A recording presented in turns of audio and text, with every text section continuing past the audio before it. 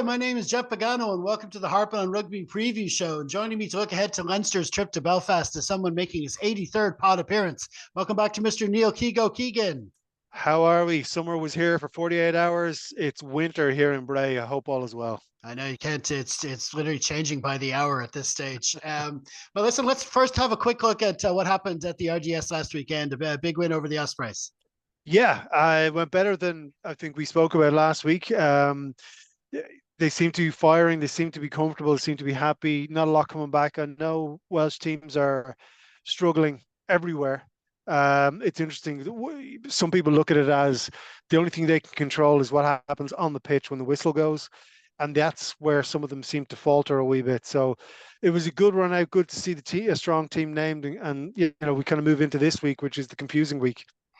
Yeah, I mean, it's not like it wasn't it was plain sailing all the way through. I mean, we jumped out to an early lead, and then they negated that pretty quickly, but we managed to find a second win from there. And then once the tries really started flowing in the second half, so it was a good evening all around at the RDS. Okay, so now it's time to look at our feature match of this week, which is of course Ulster v Leinster in round 17 of the 2023-24 BKT United Rugby Championship. It's taking place at the Kingspan Stadium on Saturday, May the 18th, kicking off at 7:35 p.m. TV coverage in Ireland is on TG Car, Premier Sports, and URC.tv. And as ever, you'll find the full listings for the weekend over at harpinonrugby.com. Just click the Rugby on TV tab. Leinster named their match day squad and lunchtime on Friday. If you're watching on YouTube, it should be right there in the screen, or for pod listeners, it's in the program notes. Now, Keego has picked out a few points based on this selection, starting with what he's calling a rest week. Yeah, and I know how disrespectful that sounds, and that's not the way I mean it. But I think when every Leinster fan saw the team being named, we kind of did a little bit of this, and we're kind of going, what is the plan? We obviously trust the management team. They know what they're doing. We pay for the jerseys. They're given the jerseys on merit. So you kind of look at it and go, well, do we want? We were saying last week that we want the as many of the starting 15 and the 23 in total bruised up and not battered, but bruised up and calloused up ahead of the final. And last week was part of that. Last weekend was part of that. And then this week we kind of look at the name, and obviously Ryan being back, which we'll talk about in a sec, which is brilliant. Absolutely, we really need that, especially what we were talking about the second row last week. But then you kind of look at the rest of the squad, and there is a lot of players who are phrasing here, fringe players kicking off, and like Kingspan, Ravenhill is not the easiest place to go with at the best of times. And I think when the Ulster supports saw that team named earlier a few minutes ago, I'd say if it's not sold out, the tickets are starting to get picked up pretty quick, because they, much like we say a lot of weeks here, this is a shot that Ulster can. They've named a strong team. They're there to they fancy it now, So yeah, it's going to be interesting to see. Obviously we want Ryan to get through it unscathed. Jack Conan starts, which is great. I don't know how many starts he's had over the last two seasons. That's great. Charlie coming back in, after an injury. Rob Russell starts. Jimmy O'Brien starts at 13, which is interesting. The two O'Briens there, 13, 14, which is interesting.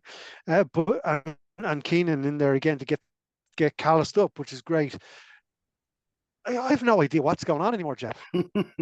Yeah, it was an interesting selection. All right. I mean, you're right about what the atmosphere is going to be like on Saturday night of the great 16th man up there in Belfast for sure.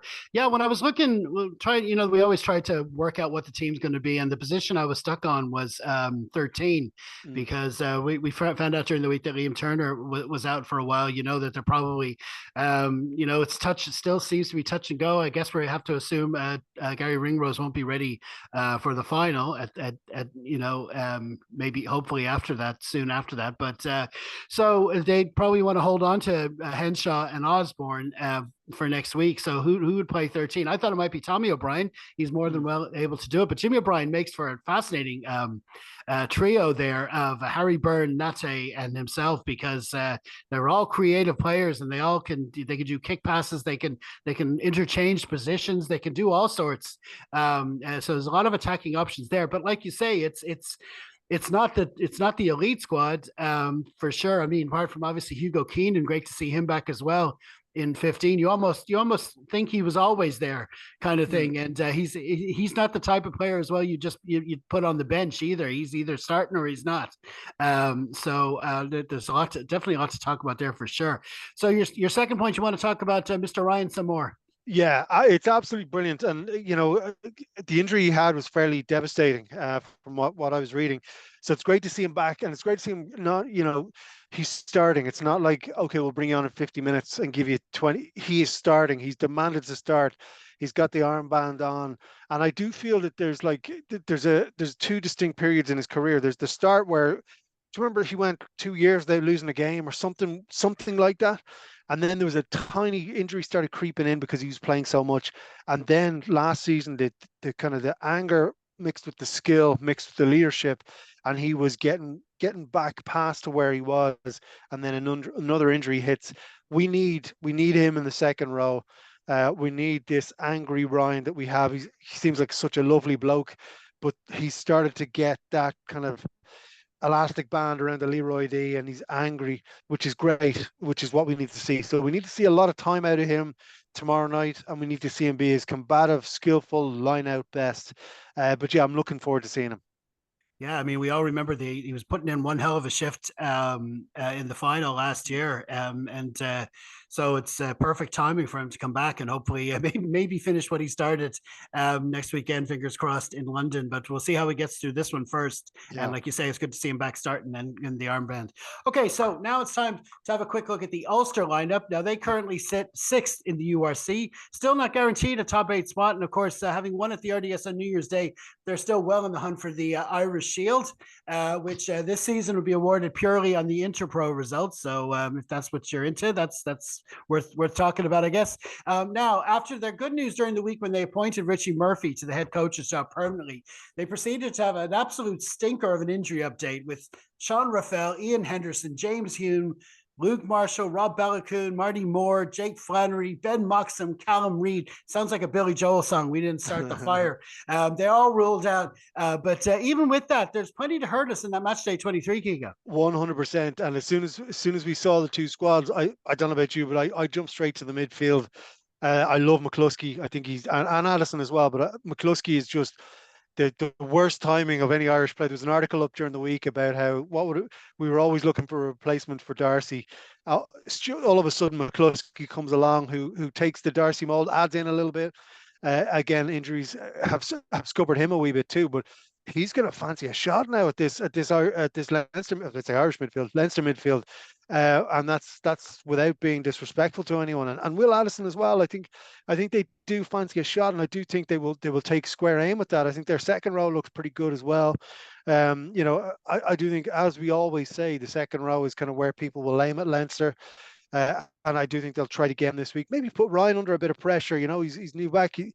Maybe get him blowing a bit of wind early on. Get him attacking as many rooks as they can get him to attack, and test the wind early on. But I love that Ulster midfield, and I do think it'll be a great battle, great test for Jimmy O'Brien, because he's going in there against two smooth operators.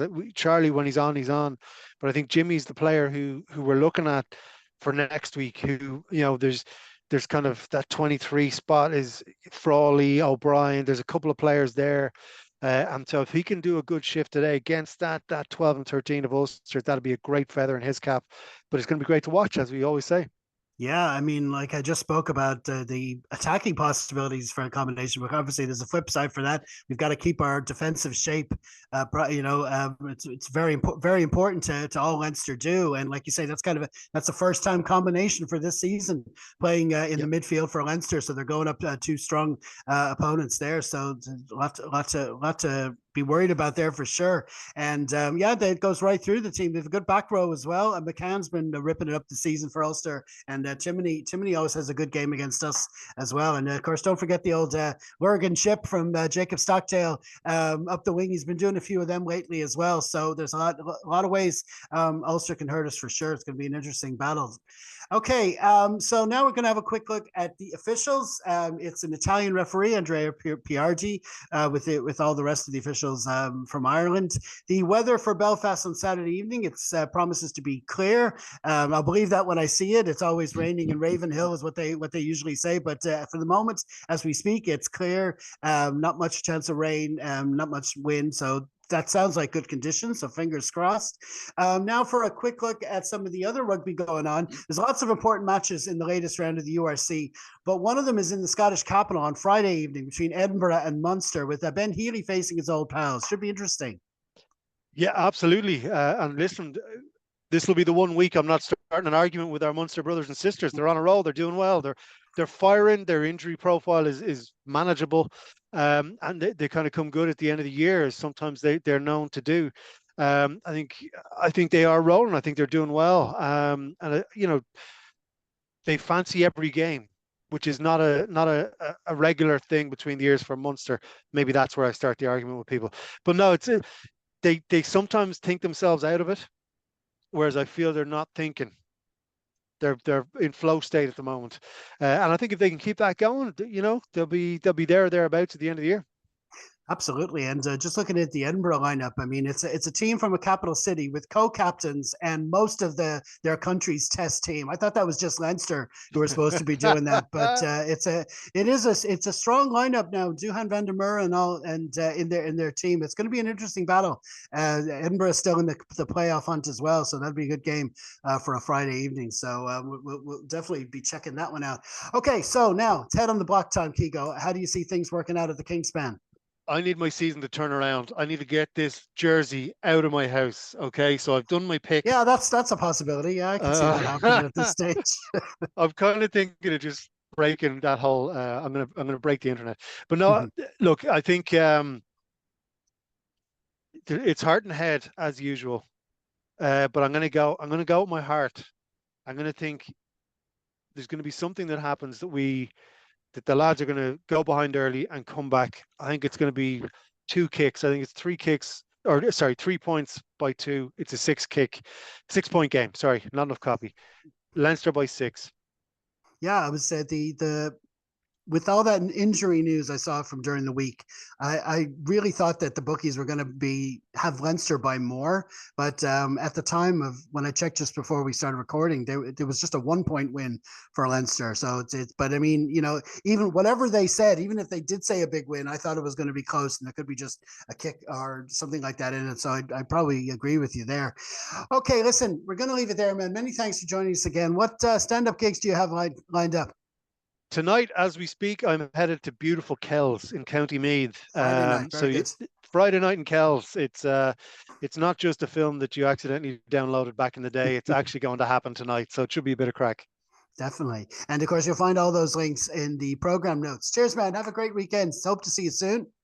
Cheers.